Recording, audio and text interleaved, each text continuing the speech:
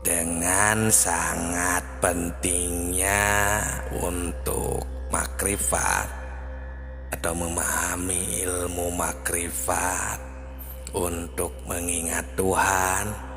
Kita harus berusaha sekuat mungkin dari sekarang, mumpung masih sehat, masih diberikan umur. Karena kalau kita tidak makrifat, kalau kita lupa dan tidak menemukan Tuhan dari sekarang, apalagi nanti di akhirat. Assalamualaikum warahmatullahi wabarakatuh. Salam tilawah semesta, hamdan wa syukronillah, assalatu wassalamu ala rasulillah. Sahabatku, sahabat tilawah semesta, terima kasih yang sudah singgah di channel yang sederhana ini. Semoga berkah selalu.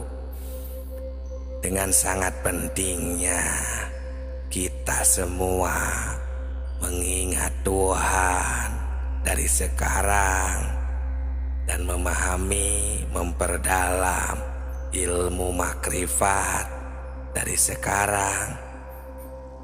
Kita harus berusaha sekuat mungkin, karena kalau kita lupa kepada Tuhan sekarang di dunia ini, apalagi nanti di akhirat, pasti akan lupa. Sedangkan kalau kita lupa karena tidak diberitahu oleh kedua orang tua, itu kita sudah tidak bisa menghisab atau tidak bisa menyalahkan kedua orang tua kita. Ini sesuai dengan firman Allah di surat Al-A'raf ayat 173. Allah Subhanahu wa ta'ala memberikan peringatan yang berbunyi, Bismillahirrahmanirrahim, Autakulu innama asroka abauna min qablu wa kunna dzurriyyatam min ba'dihim afatulikuna fa'alal mubtilun. Yang artinya, agar kamu tidak mengatakan sesungguhnya orang yang telah mempersekutukan Tuhan sejak dahulu itu adalah orang tua kami, sedangkan kami adalah anak keturunan sesudah mereka. Apakah engkau akan membinasakan kami karena perbuatan orang-orang yang sesat dahulu? Nah, sahabatku, di sini orang tua kita akan dalam bahaya jika kita tidak makrifat, tidak bisa mengingat Allah dengan benar dari sekarang.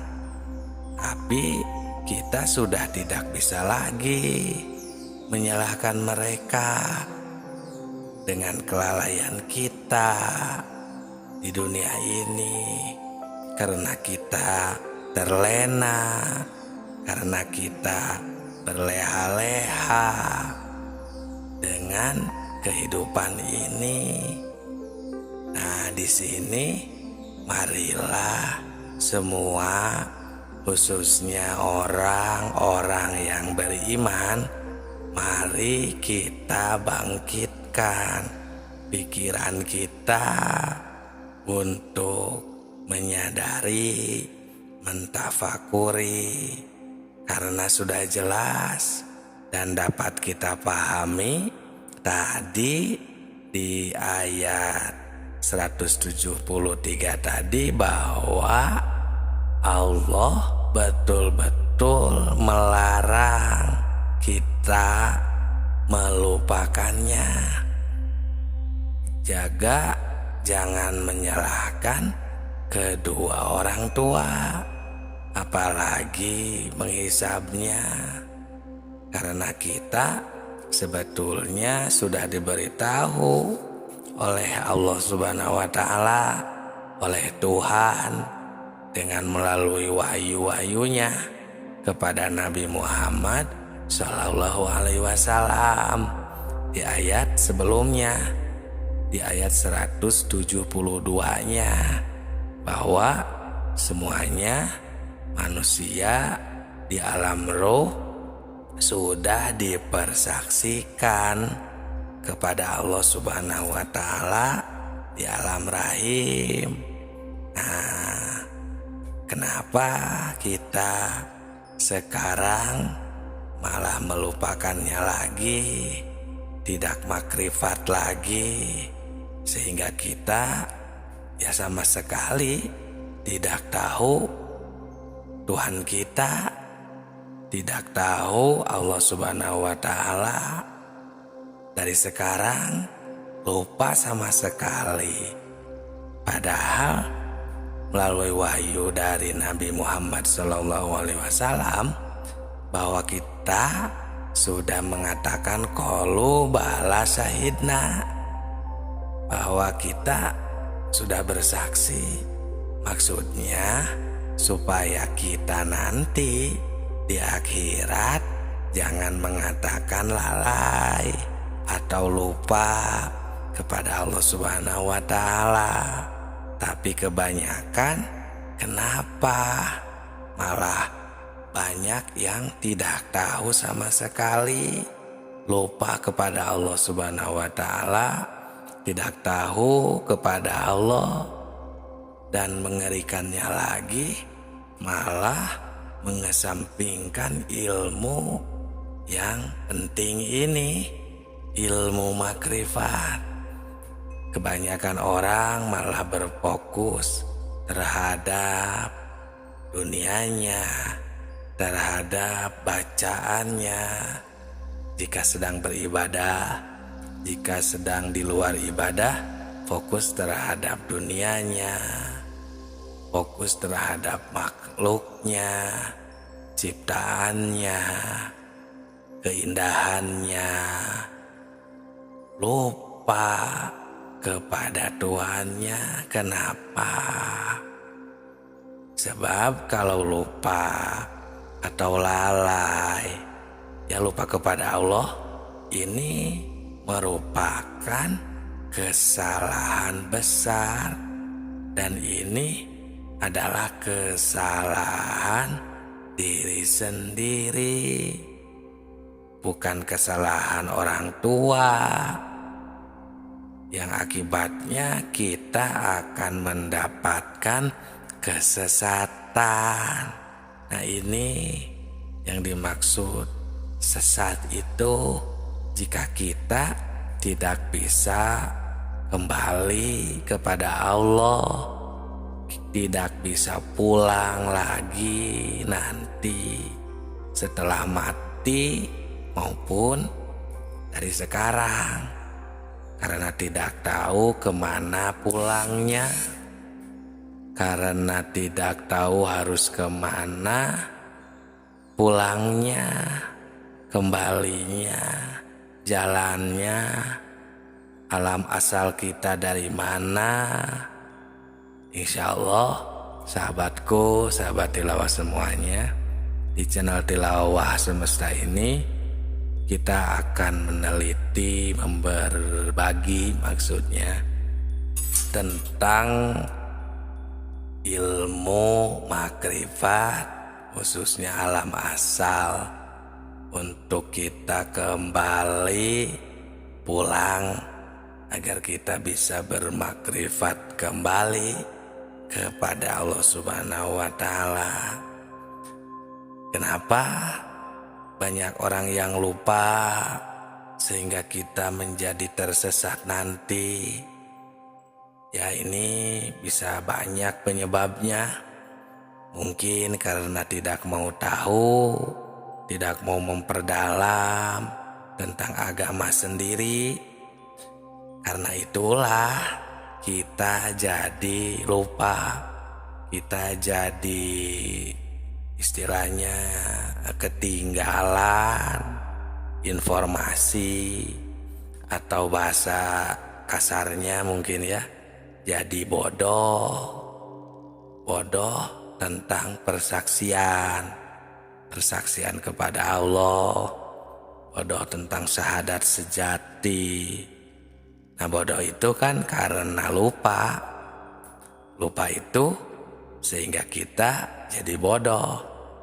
Nah, sebagaimana yang ada dijelaskan di dalam kitab Sirrul Asror, di situ dikatakan penyebab buta hati adalah karena lupa. Dengan lupa kita jadi bodoh. Namun bodoh di sini dalam urusan ketuhanan. Ya, kalau urusan pengetahuan seperti pengetahuan agama maupun pengetahuan duniawi, nah, pasti itu mah pada pintar lah, kami percaya. Namun urusan ketuhanan, mengapa ya seperti itu, seolah kita jadi bodoh?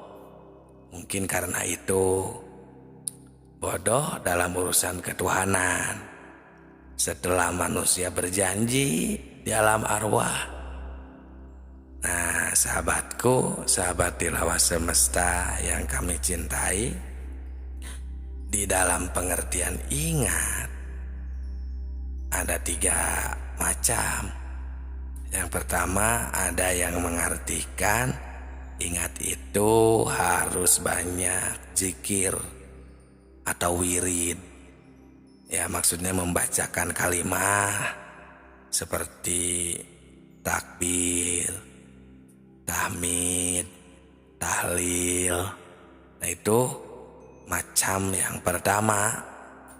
Nah, ingat itu, zikir itu ada yang jatuhnya jadi sebuah wirid. Ya, kita harus paham agar kita lebih bijaksana. Terus makna yang kedua, macam yang kedua, ada yang mentafsirkan ingat itu harus banyak mengingat itu dengan memperhatikan hukum-hukum Allah.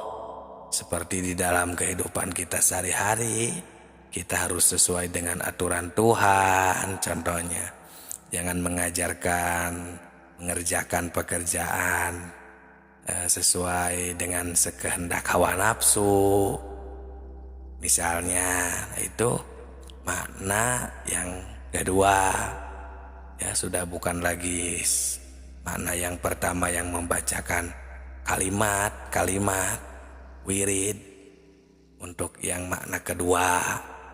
Nah, yang ketiga nih, yang paling tinggi, ada yang mentafsirkan ingat itu yaitu sebagaimana yang sudah dijabarkan dalam kitab-kitab tasawuf seperti kitab Hikam.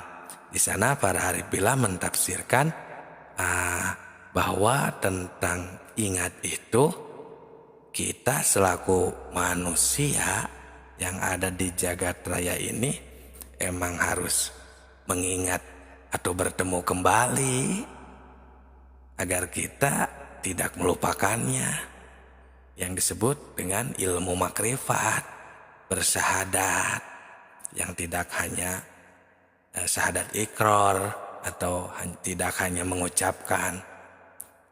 Ya, jadi di dalam menafsirkan ayat seperti ayat yang tadi itu jadinya sangat berhati-hati, karena urusan ingat itu adalah urusan hati atau urusan kolbu, yang mana itu penafsiran yang sangat tinggi.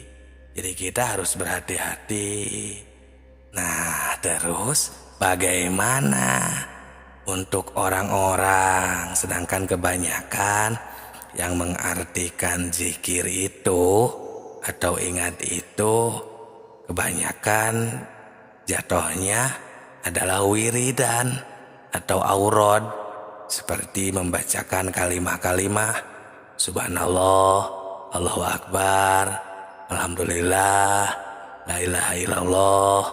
Pokoknya kalimat-kalimat yang jatuhnya wirid. Nah, itu juga tidak apa-apa. Itu masih zikir. Ya, itu istilahnya penafsiran tingkat dasar.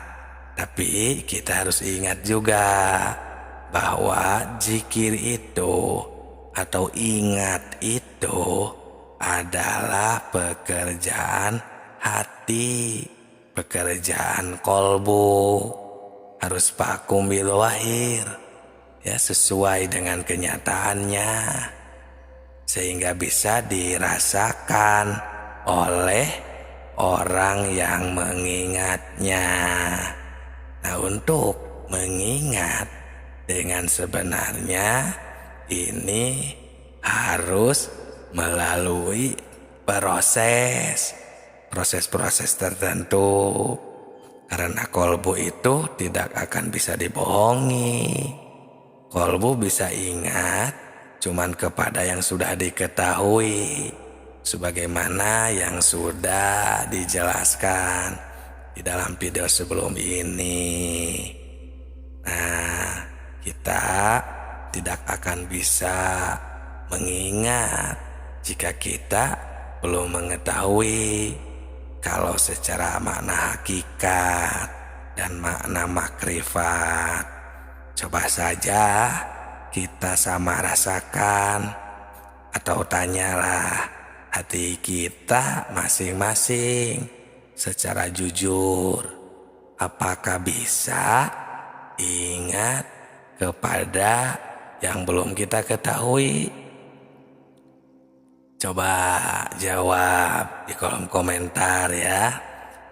Nah, ini sebenarnya jawabannya ada di dalam kolbu kita masing-masing.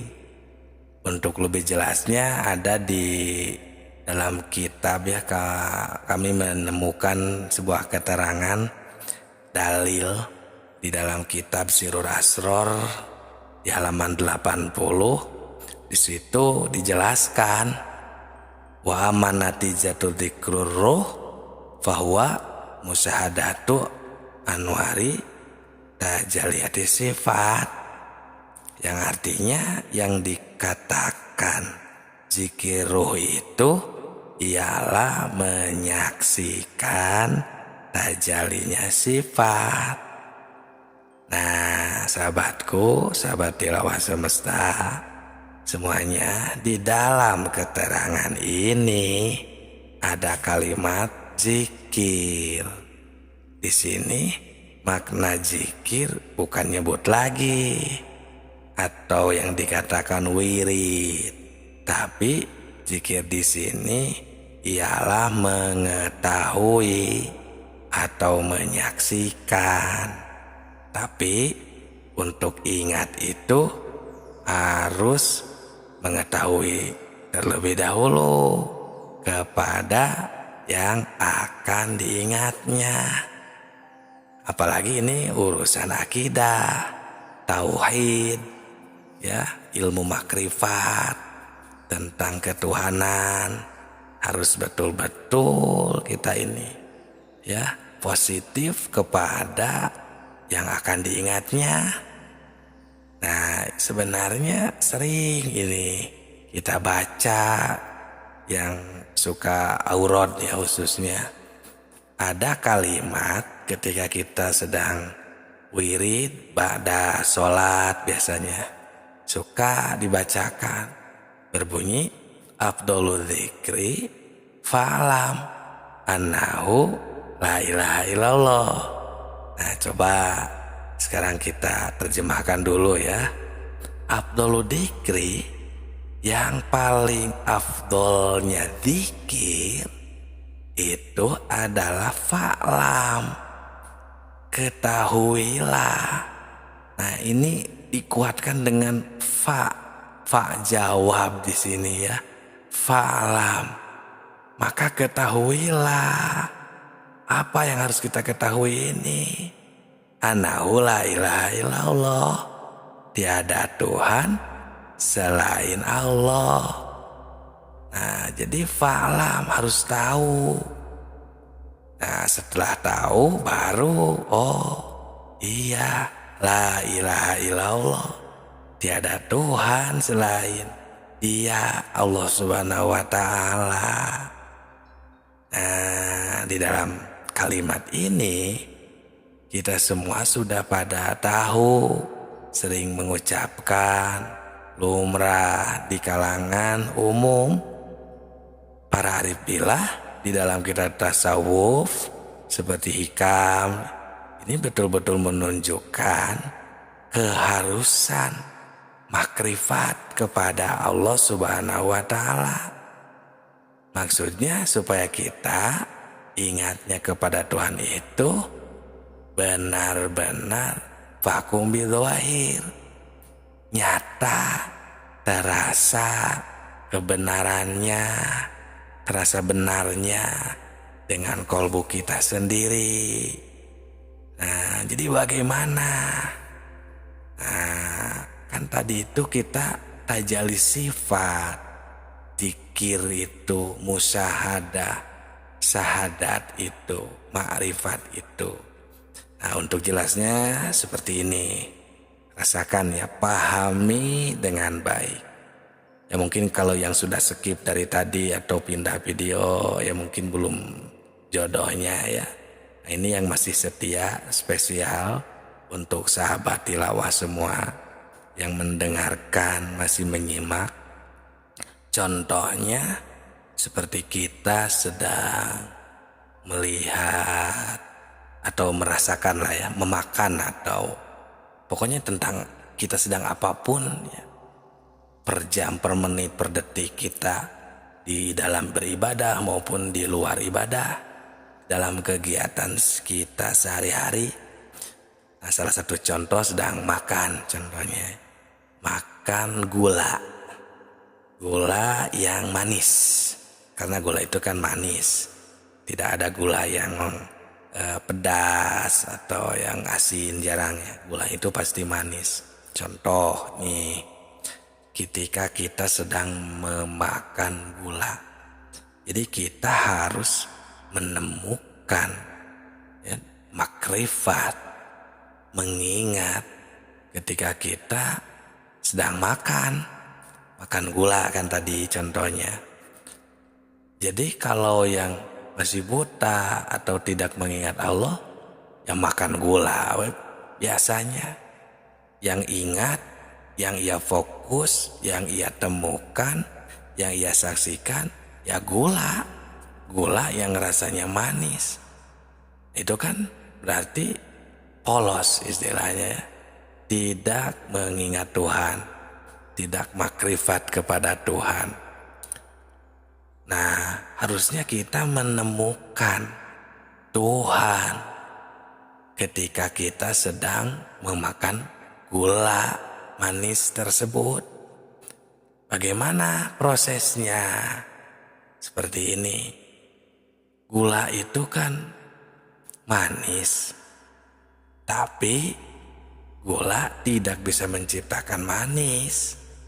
Dan manis pun tidak bisa menciptakan gula, tapi Allah lah yang menciptakan gula, dan Allah lah yang menakdirkan, menghendaki manis di dalam gula tersebut.